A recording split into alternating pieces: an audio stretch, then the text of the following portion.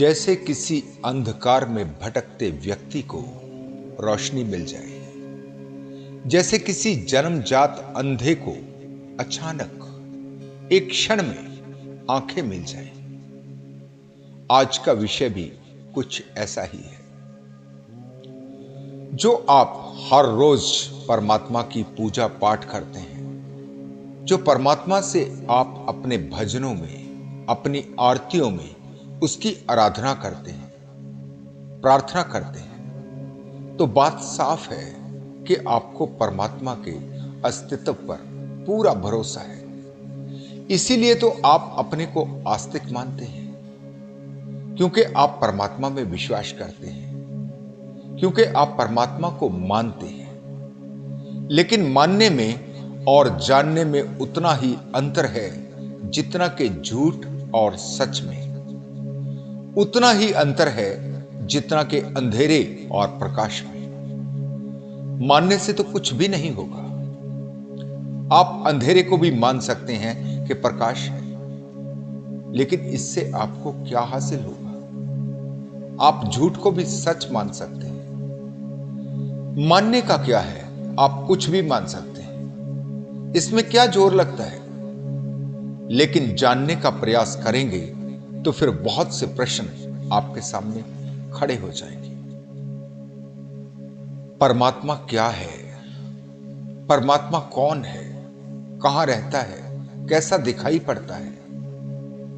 क्या परमात्मा के भी आपकी ही तरह हाथ पैर है, चेहरा, आंखें, नाक और मुंह है?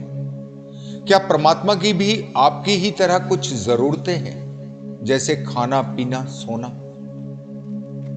परमात्मा का धर्म कौन सा है? परमात्मा हिंदू है या मुसलमान, सिख है या ईसाई? क्या परमात्मा को देखा जा सकता है? परमात्मा से मिला जा सकता है? अगर वास्तव में ही परमात्मा है तो फिर वो दिखाई क्यों नहीं देता? क्या परमात्मा को छुप के रहना पसंद है? अगर हां, तो फिर क्या परमात्मा आप लोगों से डरता है जो उसे छुपना पड़ रहा है? जब परमात्मा के अस्तित्व की बात होती है तो ऐसे कितने ही सवाल मन में पैदा होंगे और होने भी चाहिए। ध्यान क्या है? क्यों करना है? क्या ध्यान में परमात्मा के दर्शन हो सकते हैं? क्या ध्यान के लिए शाकाहारी होना जरूरी है, या फिर ध्यान के लिए ब्रह्मचर्य का पालन करना जरूरी है? बहुत से मित्र पूछते हैं कि काम वासना से बहुत परेशान है, क्या करें? कैसे काम वासना से छुटकारा पाए ताकि ध्यान में प्रवेश हो सके? ऐसे ही और बहुत से प्रश्न जो अक्सर मुझसे पूछे जाते हैं। एक और प्रश्न बहुत जोर से पूछा जाता है कि कोई किसी अमीर घर में तो कोई गरीब घर में पैदा ही क्यों होता है? क्या उसे कोई पिछले जन्मों की सजा या पिछले जन्मों का कोई फल मिलता है? आज हम अपने जीवन को, ध्यान को, प्रकृति को और परमात्मा को समझने की कोशिश करेंगे। परमात्मा को जानने के लिए, परमात्मा का अनुभव करने के लिए सबसे पहले जरूरी है कि सभी धर्म ग्रंथों की बातें जो करीब करीब बुद्धि की समझ से बाहर होती, क्योंकि जब तक वो आपका अनुभव नहीं बनते तो उन्हें समझना असंभव है। जो केवल इसलिए ही मान ली जाती हैं क्योंकि आपका ख्याल है और आपको बताया गया है कि धर्म ग्रंथों में सब सही लिखा गया है। लेकिन आज हम इन सब बातों को छोड़कर आज हम उस बुद्धि से इसे समझने की कोशिश करेंगे जो कि परमात्मा ने ही हमें दी है। यहां मेरा अर्थ यह नहीं है कि जो ग्रंथों में लिखा गया है वो झूठ है। ग्रंथों में तो सच लिखा गया, लेकिन जिन लोगों ने लिखा वो उनका सच है। उन्होंने उस सच को जिया है, जाना है, अनुभव किया है, उसे अपने अनुभव से जानकर ही लिखा है। लेकिन आप सिर्फ उसे मानकर ही सच मान लेंगे तो ये आपके लिए झूठ हो जाएगा। किसी और का सत्य आपका सत्य नहीं हो सकता, क्योंकि ये किसी और का अनुभव है, आपका नहीं। आपको तो स्वयं ही अनुभव करना पड़ेगा। सच तो यह है कि तभी आप परमात्मा की दिशा में जा पाएंगे। अगर आप इसे अनुभव करना चाहते हैं, अगर आप स्वयं जानना चाहते हैं, तो आज पूरे धैर्य से समझने की कोशिश करें। बिल्कुल ही सरल तरीके से हम इस विषय में उतरेंगे ताकि बहुत आसानी से ये सभी को समझ आ सके।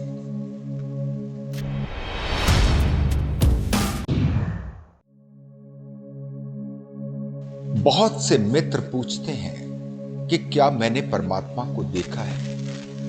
तो मेरा जवाब है हां, मैंने परमात्मा को देखा है। देखा ही नहीं, हर रोज देखता हूं, हर तरफ देखता हूं। इसीलिए तो आपको भी दिखाना चाहता हूं। लेकिन देखेंगे तो आप अपनी ही आंखों से, मेरी आंखों से तो नहीं देख सकते। अनुभव तो आप ही करेंगे। मेरा अनुभव तो आपके काम आने वाला नहीं। आंखें अगर आपकी बंद हैं और आप कहें कि दिखाओ, तो कैसे दिखाया जा सकता है? एक बार आंखें तो आपकी खुलें, फिर आपको कुछ भी नहीं कहना पड़ेगा, कुछ भी पूछना नहीं पड़ेगा। इसके लिए थोड़ा समझना जरूरी है। आपके पास दो प्रकार की बुद्धि है। एक है जो आपको दूसरों से मिली है, जो जीवन भर दूसरों ने आपके दिमाग में भरा है, और अब उसे ही आप अपनी बुद्धि मान रहे हैं। आप भूल ही गए कि आपके पास वो बुद्धि भी है जो आप प्रकृति से लेकर पैदा होते हैं। ऐसा समझें कि जैसे मैं कहूं, एक काल्पनिक तौर पर मान लें कि आपका एक रंग है। मान लीजिए आपका लाल रंग है, जो कि आपका वास्तविक, आपका ओरिजिनल रंग है। फिर पूरा समाज, पूरा संसार मिलकर आपके ओरिजिनल रंग पर काला पेंट करता चला जाता है। आपके असली रंग को उसके नीचे दबा दिया जाता है। तब आप बिल्कुल ही भूल जाते हैं कि आपका असली रंग क्या है। ठीक यही आपकी बुद्धि के साथ किया जाता है। आपको बाहर का विचार दिया जाता है, इतने जोर से दिया जाता है कि आपका अपना भी कोई विचार हो सकता था, वो सब आप भूल ही जाते हैं। यही बुद्धि आपके लिए रुकावट बनती है। यही बुद्धि आपके और आपकी असली बुद्धि के बीच में एक पर्दा बन जाती है। अब ये आंख आपकी नहीं रहती जिससे आप देखते हैं। अब आप दूसरों की ही आंखों से देखने लगते हैं। लेकिन याद रहे, दूसरे की आंखों से परमात्मा को नहीं देखा जा सकता। दूसरों की बुद्धि से परमात्मा को समझना असंभव है। एक मछली जो सागर में ही पैदा हुई, सागर में ही उसका जीवन है। जैसे वो किसी दूसरी मछली से पूछे कि क्या उसने सागर देखा है। सागर में सभी मछलियां रहती हैं, लेकिन सागर किसी ने भी नहीं देखा। लेकिन सुना सबने है कि सागर है। चारों तरफ सागर ही सागर है, उसके सिवाय कुछ भी नहीं। लेकिन सागर किसी को भी दिखाई नहीं पड़ेगा। चारों तरफ मछली खोज में भटकती है कि कैसे वो सागर के दर्शन करे। जितना ज्यादा भटकेगी, उतना ही सागर के दर्शनों से वंचित हो जाएगी। एक बार समझ में आ जाए कि सागर में ही है, तो कहीं खोजने जाने की जरूरत ही नहीं। सागर का अनुभव कर लिया। सागर कोई उसे आज नहीं मिला, वो तो सदा से ही मिला हुआ था। आज से कोई 2 वर्ष पहले मैंने आपको एक वीडियो दी थी जिसका शीर्षक था मैं भगवान हूं। उसमें मैंने आपको यही समझाने की कोशिश की है, हम में से हर किसी के शरीर में करोड़ों बैक्टीरिया जीवन पा रहे हैं। करीब करीब जितनी सारी दुनिया की जनसंख्या है, हर किसी के शरीर में उतने ही बैक्टीरिया मौजूद हैं। वो आपके ही शरीर में जन्म लेते हैं और आपके ही शरीर में मर जाते हैं। हर रोज पैदा होते हैं, हर रोज मरते हैं। आपका शरीर ही उनका पूरा संसार है। उससे बाहर वो कुछ भी नहीं जानते। उनके चांद, सितारे, सूरज, सब कुछ आपके ही भीतर है। अगर हम इस उदाहरण से भी समझें कि अगर वो किसी को परमात्मा मानते होंगे तो किसको? क्योंकि आपके शरीर में रहते हैं, निश्चित ही आपको। अगर वो आपकी पूजा पाठ करने लगे तो क्या आपको उसका कुछ पता चलेगा? क्या आप किसी को कोई फल दे सकते हैं या फिर किसी को कोई सजा दे सकते हैं? क्या आप उनके अच्छे बुरे कर्मों का कोई भेद कर सकते हैं? लेकिन वो ऐसा सोचते हैं तो आपको तो कुछ भी पता नहीं चलेगा।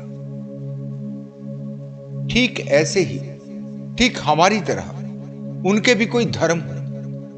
जैसे कुछ बैक्टीरिया अपने को हिंदू समझते हैं तो कुछ मुसलमान। आपको कोई फर्क पड़ेगा? वो ऐसा मानते हो कि उनका जन्म और मृत्यु आपके हाथ में है, जबकि वास्तव में बिल्कुल उल्टा है। यही बैक्टीरिया आपको जीवित रखे। अगर ये सभी मर जाएं तो आप एक पल भी जीवित नहीं रह पाएंगे। किसी डॉक्टर से आप पूछें तो वो आपको बता पाएगा कि अगर आपके मुंह में छाले हो जाते हैं, जख्म हो जाते हैं, तो उसका कुल कारण इतना होता है कि मुंह को प्रोटेक्ट करने वाले बैक्टीरिया की जो लेयर है, जो आपके मुंह के अंदर की खाल को सुरक्षा देती है, वो हट जाती है। यानी कि आपके मुंह के बैक्टीरिया मर जाते हैं। हर जर्रा चमकता है अनवारे इलाही से। हर जर्रा चमकता है अनवारे इलाही से। हर सांस ये कहती है कि हम हैं तो खुदा भी है। ये बिल्कुल ठीक है। ये बिल्कुल ठीक है कि यहां हर जर्रे जर्रे में उसी परमात्मा की लौ है, उसी परमात्मा की चमक है। लेकिन परमात्मा तो तभी तक है जब तक आप हैं। अगर आप नहीं हैं तो परमात्मा के कोई अर्थ होंगे? अगर इन 2 उदाहरणों से भी आप परमात्मा को समझ नहीं पाते तो मुझे नहीं लगता कि किसी और तरीके से आपको समझाया जा सकता है। परमात्मा को देखना तो सीखो। अब परमात्मा का धर्म क्या है? हिंदू, मुसलमान या फिर क्या? जरा सूरज को देखो, चांद को देखो, प्रकृति में इंसान को छोड़कर सब कुछ को देखो। फिर बताओ कि सूरज या चांद क्या है, हिंदू या मुसलमान? अगर कोई सूरज को आफताब कहे तो क्या सूरज बदल जाएगा? कोई चांद को महताब कहे तो क्या वो कोई दूसरा चांद होगा? चांद तो होगा वही जो है। बाकी आपके नाम हैं जिनका कोई मूल्य नहीं, जो केवल आपकी भाषा के शब्द हैं। परमात्मा का नाम क्या परमात्मा ही है? क्या आप सोचते हैं कि परमात्मा का कोई नाम हो सकता है? सभी चीजों के नाम केवल आपने ही दिए हैं। चांद नहीं जानता कि उसका नाम चांद है। सूरज नहीं जानता कि वो सूरज है। कोई कुछ नहीं जानता। जो जैसा है बस है। केवल आपने भाषा निर्मित की है। परमात्मा की कोई भाषा नहीं हो सकती। अगर आप किसी से पूछें कि उस परम शक्ति का नाम क्या है और वो कहे कि परमात्मा या भगवान, तो क्या कभी आपने सोचा है कि भगवान के बारे में कुछ पता चलता है? कुछ इशारा मिलता है कि कौन है भगवान, कहां है भगवान? नहीं, उसका तो कुछ पता नहीं चलता। लेकिन जो उत्तर दे रहा है उसी की सूचना मिलती है कि यह भगवान कहने वाला व्यक्ति हिंदू है। कोई अल्लाह कहे तो अल्लाह का तो कुछ पता नहीं चलता। इतना ही पता चलता है कि कहने वाला मुस्लिम समाज से है, कोई मुस्लिम है। अगर किसी तरह से यह बात इंसान को समझ में आ जाए, ठीक तरह से समझ में आ जाए, तो क्या कोई विरोध हो पाएगा? अब अंग्रेज सूरज को सन कहते हैं, तो क्या आपको कोई झगड़ा करने का ख्याल भी पैदा होता है? क्यों? क्योंकि आप जानते हैं कि सूरज कहो, सूर्य कहो या सन कहो, बात एक ही है। कितनी अजीब बात है कि इतनी छोटी सी बात परमात्मा के संबंध में आप समझ नहीं पाते। धार्मिकता के नाम पर इंसान का खून बहाने का पूरा पूरा अधार्मिक काम आप करते हैं, फिर भी अपने को धार्मिक समझते हैं, बल्कि और ज्यादा धार्मिक समझते हैं। तो मैं आपकी समझ को क्या कहूं। अब बात करें आपके अच्छे और बुरे कर्मों की। क्या परमात्मा कोई हिसाब रखता है? पहली बात तो निश्चित तौर पर समझ लें कि जब तक आपकी आंखें नहीं खुलती, जब तक आपके जीवन में जागरण नहीं आता, तब तक आप कुछ भी करें, आप अपने कर्म को कितना भी अच्छा समझते रहें, लेकिन आपसे कुछ अच्छा हो ही नहीं सकता। जब तक अंधेरे में है तो दिखाई ही नहीं पड़ेगा कि क्या अच्छा और क्या बुरा। रास्ता ही दिखाई ना पड़ता हो तो ठीक और गलत का क्या अर्थ होगा? जब जीवन में जागरण आता है, जब आप अपने को सृष्टि का अंग देख पाते हैं, शब्दों में नहीं तो फिर वही मानने वाली बात हो जाएगी। आप अभी मान सकते हैं कि आप सृष्टि का अंग हैं, मानने की तो बात ही मत करो, वो बिल्कुल फिजूल। जब आप खुली आंखों से देख पाते हैं, जब आपका अनुभव प्रकृति के साथ एक होता है, ऐसा भी नहीं कि आप कल्पना करके ऐसा कर सकते हैं, क्योंकि हर मोड़ पर भटकन है, हर जगह अंधेरा है। आप बार बार इसी तरह से भटकते रहे तभी तो ध्यान में प्रवेश नहीं हो पाता। तभी तो ध्यान, जिसके लिए कुछ करना नहीं होता, जिससे ज्यादा सहज और सरल कुछ भी नहीं, उसी में आप प्रवेश नहीं कर पाते। फिर वही आपकी मछली जैसी हालत होती है जो सागर की खोज में निकली हो। दोनों बातें एक साथ, आपकी धारणाओं के कारण ही आपका ध्यान में प्रवेश नहीं होता, आपकी कोशिशों के कारण ही आप ध्यान से चूक जाते हैं, क्योंकि जितना प्रयास करेंगे उतना ही प्रवेश असंभव होता जाएगा। मैंने पहले भी समझाया है कि ध्यान नींद की तरह है, बस आपको केवल शांत हो जाना होता है, आपको आराम से लेट जाना होता है, विश्राम, कुछ करना नहीं होता, नींद अपने से ही आ जाती है। अगर आप कभी नींद की कोशिश करने चलेंगे तो नींद आपसे कोसों दूर हो जाएगी। सब चीजों से पकड़ को छोड़ देना, पूर्ण विश्राम में चले जाना। इसीलिए मैं कहता हूं कि अगर बैठने से आपको कोई तकलीफ होती है तो भले ही लेट जाए। फिर बहुत से मित्रों की शिकायत होती है कि लेटने से उन्हें नींद आ जाती है। कोई फिक्र नहीं करें, जो होता हो होने दें, आप बीच में कोई अड़चन नहीं डालें। नींद भी आ जाए तो कोई हर्ज नहीं, आपने कोई विरोध ही नहीं करना। समस्त विरोधों को छोड़ देने का नाम ही ध्यान है। ध्यान है अपने को पूरी तरह प्रकृति को समर्पित कर देना।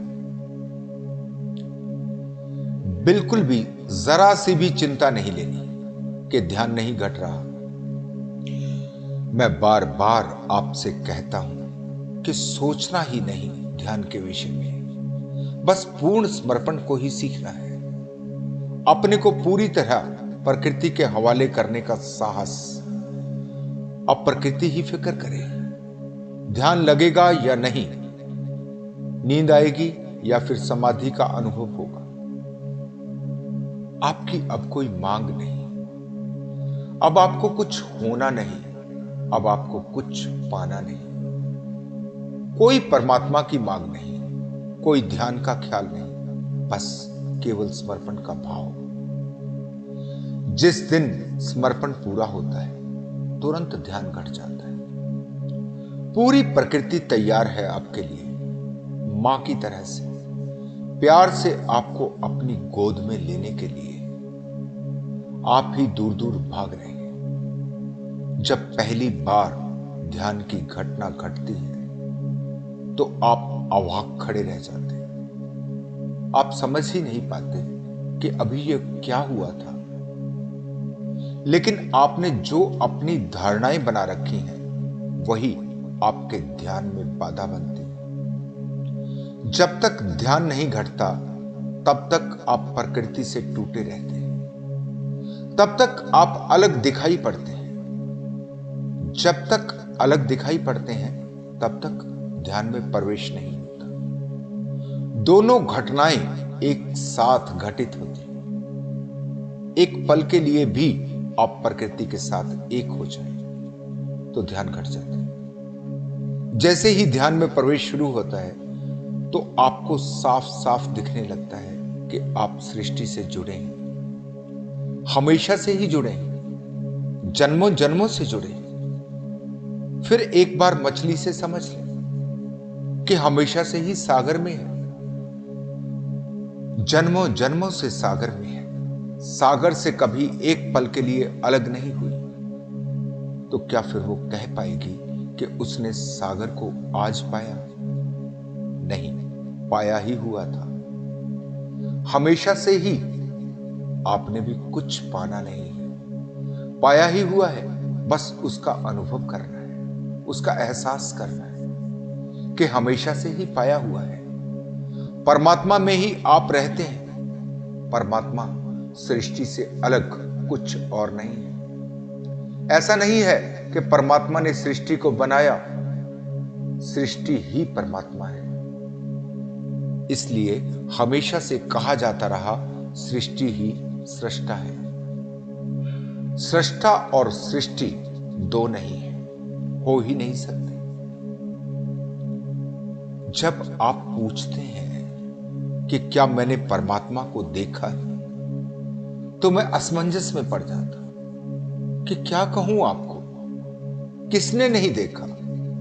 आपने नहीं देखा, यह सिर्फ आपका भ्रम है। लेकिन जिस काल्पनिक परमात्मा की आप बात करते हैं, जो केवल और केवल आपकी कल्पना से अलग कुछ भी नहीं, जो कहीं भी नहीं, आपके उस परमात्मा से मेरा कोई वास्ता नहीं। क्योंकि जब कभी भी आपको वास्तविकता के दर्शन हो जाते हैं तो ये फिजूल की बकवास हमेशा हमेशा के लिए बंद हो जाती है। आंखें खुल जाएं तो सब साफ साफ दिखाई पड़ता है। कल्पना तो केवल तब तक चल सकती है जब तक आंखें बंद हो, जब तक अंधेरा। रोशनी में कैसी कल्पना? भ्रम के सारे जाल टूट जाते हैं। आपके काल्पनिक भगवान से ना तो आज तक किसी को कुछ मिला है, ना ही किसी को कुछ मिल सकता है। आप कितनी तस्वीरें लगाएं, कितनी मूर्तियां सजा लें या कितनी ही पूजा पाठ कर लें, कहीं कुछ भी नहीं मिलेगा। काल्पनिक परमात्मा से अगर कुछ आपको मिलता है तो केवल आपकी अच्छे और बुरे कर्मों की धारणाएं, आपके अपने ही निर्मित किए हुए पुण्य और पाप, आपके पिछले जन्मों के कर्मों का फल या फिर झूठे सपने, और कुछ भी नहीं। उसी काल्पनिक परमात्मा से आपको मिलता है दुख का जीवन, आपका अपराध भाव, आपके काल्पनिक नरक का डर और स्वर्ग का लोभ। बस एक बार आप देख लें कि आप और सृष्टि अलग नहीं है, फिर आप और परमात्मा भी अलग नहीं है। यहां कुछ भी दो नहीं है। जब तक आप इसका अनुभव नहीं करते तब तक ध्यान नहीं घटता, और जब तक ध्यान नहीं घटता तब तक आप इसे समझ नहीं पाते। बस यही एक उलझन आपकी हमेशा बनी रहती है। यही सारी समस्या की जड़ है। इसलिए मैंने कहा कि सबसे आसान है कि सब बातों को छोड़कर आप समर्पण कर दें। ठीक नींद की तरह एक दिन अकस्मात ही आपका ध्यान घट जाएगा। जैसे ही प्रकृति के साथ एकाकार का आप अनुभव करते हैं तो वही परमात्मा का अनुभव है। फिर कैसे कोई अच्छा और बुरा कर्म बच सकता है? अच्छा और बुरा कर्म केवल तब तक है जब तक आप दूसरों से अलग हैं। आप अलग हैं और संसार अलग। आप अलग हैं और पूरा ब्रह्मांड अलग। जब तक आप टूटे हुए अपने को समझते हैं, जरा सोचो कि आप अगर एक ही हैं, अगर आप ही समस्त सृष्टि हैं, तो कौन सा पाप होगा और कौन सा पुण्य? फिर पाप आपसे हो कैसे पाएगा? जब आप पूछते हैं क्या शाकाहारी होना जरूरी है? जब कोई जाग जाता है, जब एक का अनुभव कर लेता है, तो क्या उसे कहना पड़ेगा? तो मांसाहार करना तो ऐसा ही होगा जैसे कोई अपने ही अंग को काटकर खाए। क्या कभी आपको किसी को कहना पड़ता है कि भाई अपने हाथ को काटकर मत खा लेना? यह भी कोई समझाने की बात है? कोई अपने ही अंग को काट के खाए तो खा ले, उससे ध्यान का क्या संबंध? लेकिन ऐसा फिर हो नहीं पाता। फिर कुछ बुरा हो ही कैसे सकता है? फिर इससे भी आगे का रास्ता दिखाई पड़ना शुरू हो जाता है। फिर यह बात भी फिजूल हो जाती है कि अपनी समस्त इच्छाओं का त्याग करो, कि आपकी कोई इच्छा ना बचे। बेकार की बात हो जाती। आपकी कोई इच्छा फिर बच ही नहीं सकती। आपको किसी स्वीकार भाव को अपने पर लादना नहीं पड़ता। लादा हुआ स्वीकार, जबरदस्ती से ओढ़ा हुआ स्वीकार, यह भी कोई स्वीकार होता है? फिर आप ना कह पाएंगे कि मैं स्वीकार करूंगा। फिर तो स्वीकार सहज स्वाभाविक होगा। फिर तो वो आपसे निकलेगा। एक बात निश्चित तौर पर समझ लें कि जो भी काम सहजता से नहीं हो रहा, जिसके लिए भी आपको कोई संघर्ष करना पड़ रहा है, जिसके लिए आपको कोई दमन करना पड़ रहा है, वही आपको परमात्मा से दूर कर रहा है। वो बिल्कुल भी सही हो ही नहीं सकता। जैसे कि ब्रह्मचर्य। कैसे आप अपनी काम वासना को दबाकर ध्यान में प्रवेश कर सकते हैं? कितना भी जोर लगाएं, जितना ज्यादा आप काम वासना को दबाने का प्रयास करेंगे, काम वासना उतना ही बड़ा राक्षस बनकर आपके पीछे पड़ेगी। आप बैठेंगे ध्यान में, लेकिन कामुक विचार ही आपका पीछा नहीं छोड़ेंगे। आप ध्यान क्या खाक करेंगे? आप तो एक लड़ाई में उलझ कर रह जाएंगे। अब यह भी तो आपको समाज से ही मिला है। यह भी तो आपको आपके तथाकथित साधु संतों से ही मिला है कि काम वासना पाप है। जरा हटा दो इन सबको। थोड़ी देर के लिए अपनी वास्तविक बुद्धि से तो सोचो कि अगर दो व्यक्ति किसी आनंद की प्रक्रिया से गुजर रहे हैं, अगर काम में भी उतर रहे हैं, तो वो कैसे पाप हो सकता है? मेरे लिए पाप केवल वो है जो आपको दुख, पीड़ा और संताप से भरता है। पाप केवल वो है जो आपको अपराधी का अनुभव करवाता है, और वो है आपको दी गई धारणाएं। वो है आपके ऊपर करा गया काला पेंट, जिससे दुख निर्मित होता वो पाप है, और जिससे सुख आता हो वो पुण्य है। और क्या सबूत हो सकता है? आप जीवन को पूरी सहजता से जिए, नहीं तो आप अगर ठीक से आंख खोल के देखेंगे तो उल्टी ही कहानी आपके चारों तरफ फैलाई गई है। जहां जहां आप सुख और आनंद को अनुभव करते हैं, वो सब आपको पाप की तरह दिखाया गया है। जहां जहां आप दुख, निराशा, विषाद और अपराध भाव में उतरते हो, जहां जहां आप पूरी तरह से बोर होते हैं, उसी में आपको आध्यात्मिकता दिखाई गई है। ये बिल्कुल ही गलत धारणाएं हैं। जब आप पूरे समर्पित भाव से प्रकृति के साथ एक हो जाते हैं और इसे हर पल अनुभव करने लगते हैं, तो फिर आपको आपका रास्ता साफ दिखाई पड़ता है। फिर चाहे कोई तथाकथित साधु कहे या फिर आपके धर्म ग्रंथ, अब आपको कोई फर्क नहीं पड़ता। अब रास्ता भी दिखता है, मंजिल भी दिखती है, अध्यात्म भी दिखता है, और परमात्मा भी दिखाई पड़ता है। अब कोई आपको आपके रास्ते से अलग कर ही नहीं सकता। इससे दूसरी तरह भी समझे, जरा प्रकृति से ही समझे।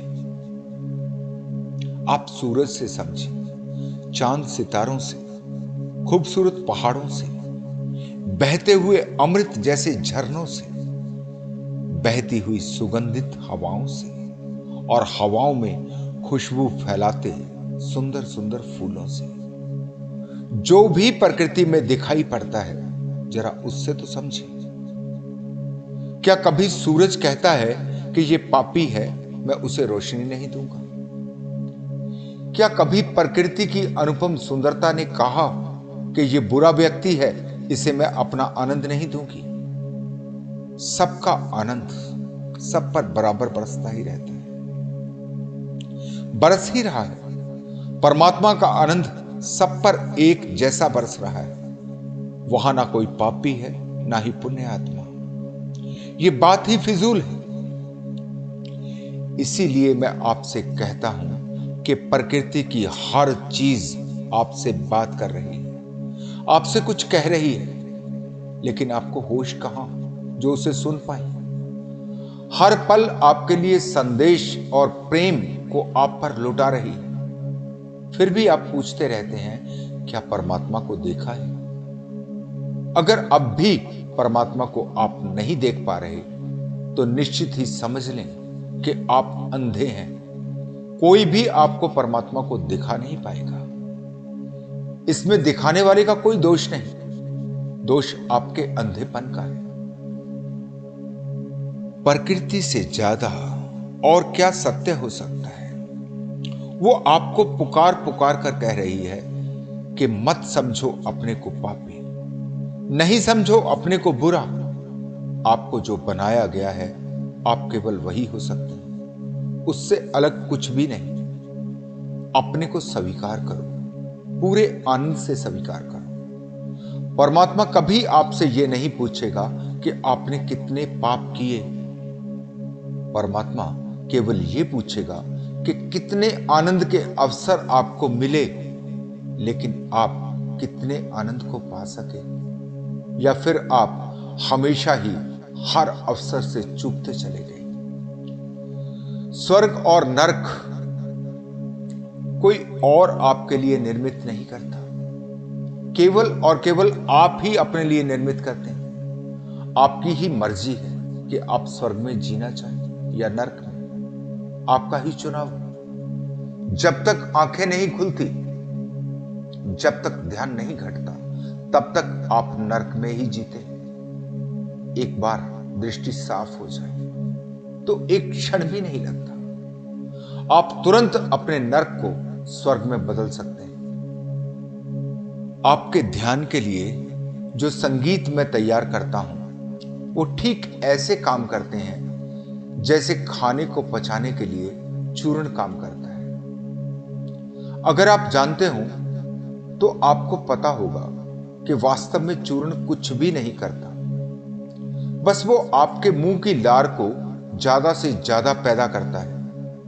चूर्ण से एक रस मुंह में पैदा होता है जिसे सलाइवा कहा जाता है। सारा खेल उसी का है, सारा काम यही सलाइवा करता है। सलाइवा ही खाने को पचने में सहयोग करता है। जब आप कोई स्वादिष्ट व्यंजन खाते हैं तो ज्यादा सलाइवा पैदा होता है। जब कोई बदमजा खाना खाते हैं तो सलाइवा बहुत कम बनता है, जिससे पाचन क्रिया में समस्या पैदा होती है। ठीक इसी तरह से संगीत काम करता है, क्योंकि आप अपने को समर्पण के भाव में ला नहीं पाते।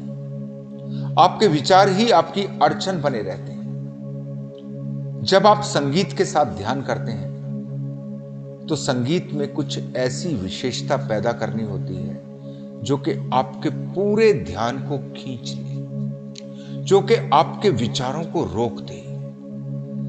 संगीत आपको किसी दूसरे ही लोक में पहुंचा दे जिसका आपको अभी कुछ भी पता नहीं। उस लोक के रहस्य को देखकर आप अचंभित हो जाएं, आपके विचार खो जाएं।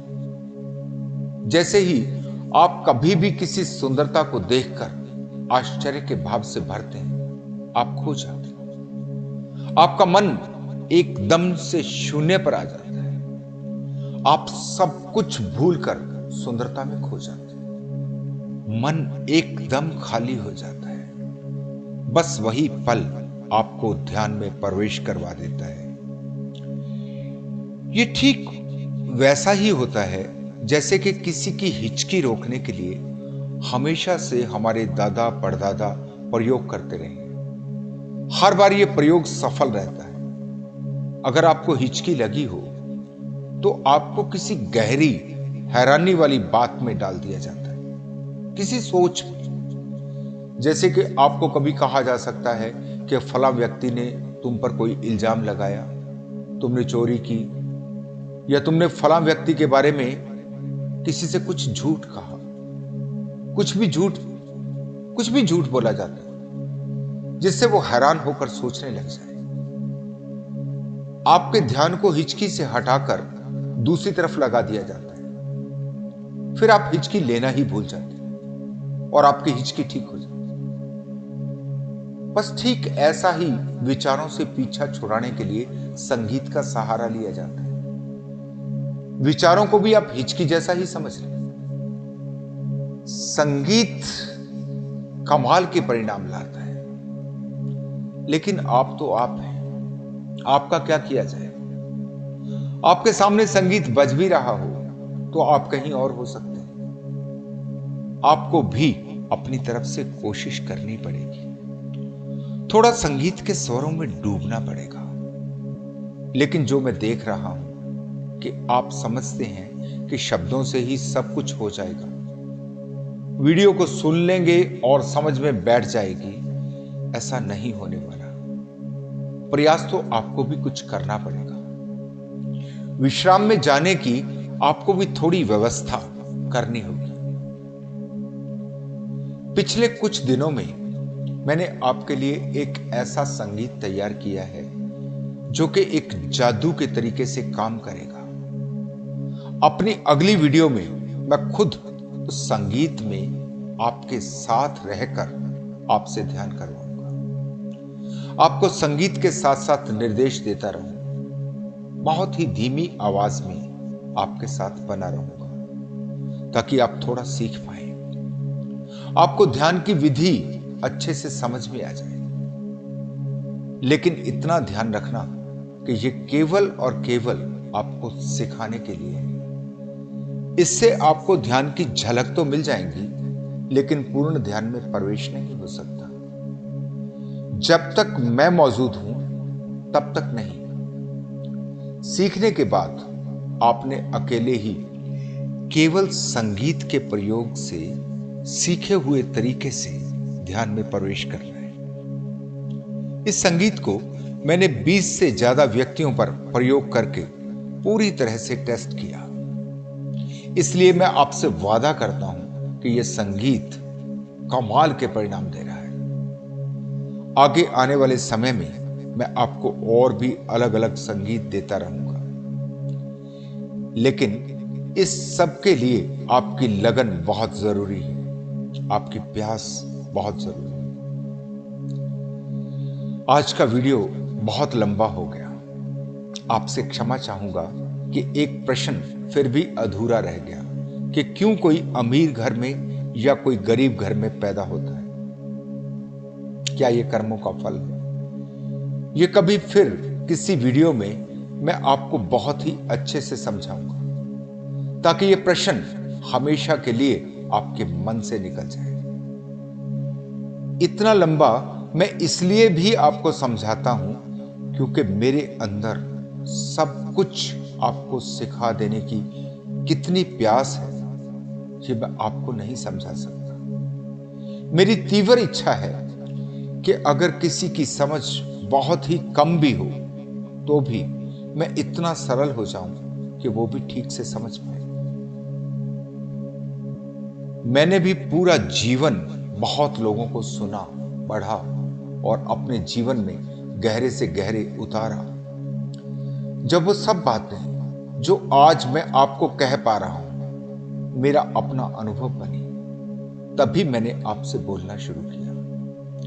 जब कभी आप भी इस आनंद को पालेंगे तो आपके भीतर भी बहुत तीव्र इच्छा जाग जाएगी कि कैसे आप सारी दुनिया को इस आनंद का रस चखा दें, कैसे सभी का जीवन स्वर्ग बन जाए। आपके जीवन में ध्यान की प्यास पैदा हो, आप प्रकृति को ही अपना गुरु बनाने की क्षमता अपने भीतर पैदा करें, आपका विश्वास अपने पर ही दृढ़ हो, आपकी इच्छा शक्ति मजबूत हो, आप प्रकृति की वीणा से अपने स्वर को मिलाकर झूमने लगे, आप अपने स्वर को निर्मित करना सीख जाएं और परमात्मा से एकाकार हों। इसी मंगल कामना के साथ मैं आज आपसे विदा लेता हूं। धन्यवाद।